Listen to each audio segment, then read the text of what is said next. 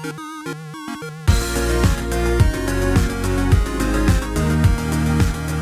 everyone, welcome back to another Anime Kingdom manga review. See by 10 below, yes, this is on chapter 216 of Shokugeki no Soma, and yes, Isshiki managed to, of course, end up beating Julio pretty, it wasn't even like a close match, honestly. Like, they didn't say like, oh, this is hard for us to pick kind of thing or anything along those lines. It was literally just Isshiki put like Julio into submission. Like that moment when, you know, last time, you know, normally for him, he doesn't care if you disrespect him. He doesn't give a crap what you think. But once Julio disrespected the rest of the Polish Star dorm, that was like, oh, you just messed up. You just screwed up any possibility of you ending up winning. And like we got to see badass, you know, Isshiki coming in serious Isshiki.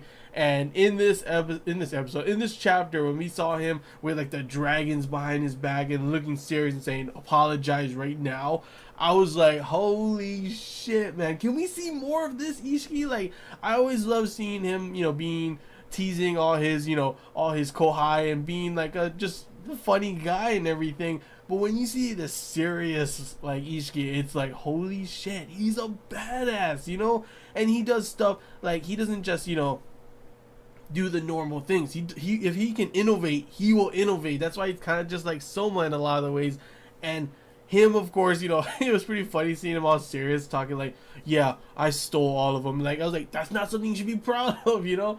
All of them were kind of mad at first, but he was able to like combine all of their different things that they were, you know, pretty much making. They were pretty much all still in progress. They weren't finished, they were saying. But put that together with his eel dish and make something that normally people were like, what? Why would you put, you know, cheese with eel? Why would you do garlic in this type of dish and everything? And why would you do this? It's like a risotto, you know?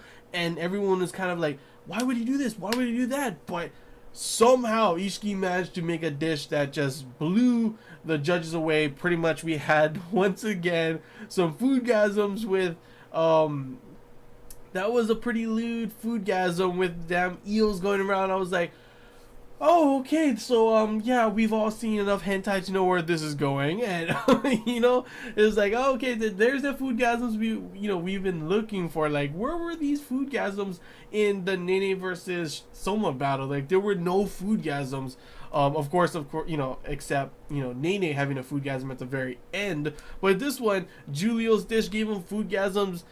Ishki's dish gave him foodgasms. It's like, damn, here's the foodgasms, and they're pretty damn quite lewd, I gotta say for sure. But overall, it was a pretty just enjoyable episode to see him force Julio into apologizing to everyone. Him being, it's like pretty much like Senpai noticed all of you guys, you know? Isshiki literally noticed all of them and took their ingredients and their skills and everything and made them into this amazing dish and forced this guy who pretty much dissed the heck out of them into apologizing to them, you know?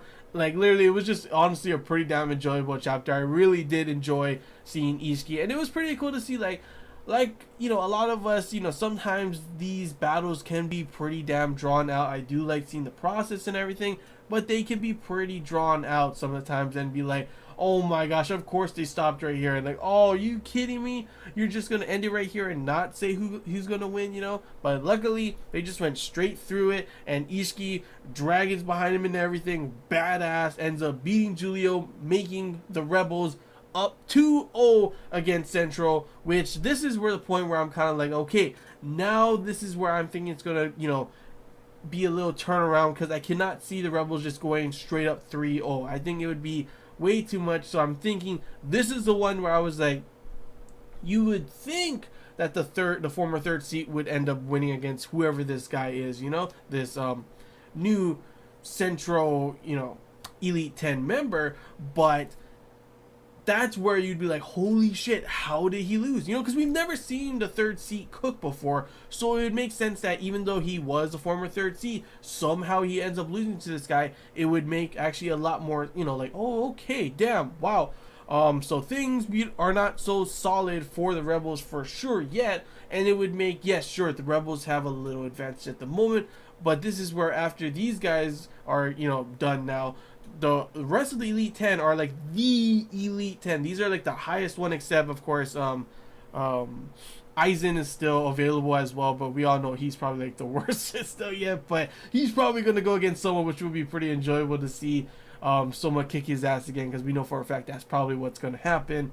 But yeah, I honestly can't wait to see the next chapters. It'll be interesting to see what the third seed, you know, his specialization is, and how he's going to end up somehow losing, because I honestly can't see him winning. If he does win, then holy shit, the Rebels are up 3-0. And that probably means that somehow a lot of the top ones that we thought were going to be in the second round are end up, you know, going to be losing to whatever the Elite 10 is. Because maybe, you know, they end up winning, and you have the third seed, Isshiki, and of course, you know, Soma's still able to go against them in the second round. But the second round is where the real, you know, the best ones, you know, are pretty much left over. And I cannot wait to see Rindo cook. That's probably like my most anticipated one, is to see Rindo cooking. Like that, she is like, honestly, besides, you know, Edina, my favorite girl, and I cannot wait to see her go against whoever she's gonna go against, you know. But yeah, that's all I really gotta say, guys. Overall, enjoyable, you know, chapter. We got to see some good food gasms. We got to see Isshiki being a total badass. We got to see him, you know, Senpai noticing all the other doormates and everything. And of course, we got to see Julio have to apologize, because obviously Isshiki was right, he was wrong. And yeah, a lot of hype going in to see what's going to happen next now that the Rebels are up 2-0. But yeah, that's all I really got to say, guys. Hope you enjoyed this Anime Kingdom manga review. If you have any questions, feel free to comment below. If there's anything I missed and you want to talk about, comment below as well. And if you did enjoy it, leave a like. If you haven't already, feel free to subscribe for more content. And as always, guys, I want to hear your guys' thoughts. How did you feel about this chapter? Did you enjoy it like I did? Did you not? Feel free to comment below whatever you guys thought about it. I always love to have discussions with you guys, because hey, you guys heard my thoughts. I want to hear your guys' thoughts. So yeah, that's all I got to say. So till next time, guys. See ya.